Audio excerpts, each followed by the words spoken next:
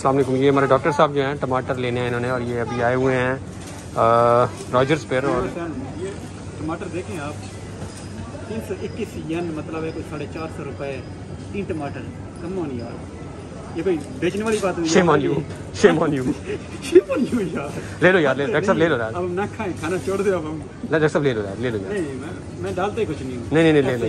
क्या टमाटर के बगैर सालन बन जाता है? डॉक्टर साहब ये अच्छे टमाटर हैं। 3 टमाटर कितने के पड़ रहे हैं? टमाटर हैं ये तकरीबन बन रहे हैं। हाँ, 3 टमाटर हैं 429 के। पाकिस्तानी कितने? 600 के करीब बन रहे हैं। नहीं, अब बंदा भूखा मर गया है, क्या करे बंदा? ले डॉक्टर साहब ले लो यार। गलती वाली बात है यार, ये कोई तरीका है? अच्छा गोभी ले लेते हैं आगे।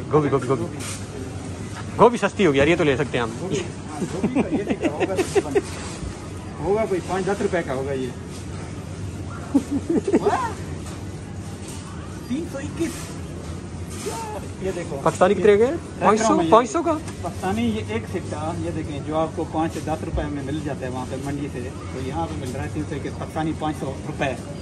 वक्त टोकरी भी रख दें और चलते हैं। चलो ऐसे जा जाए,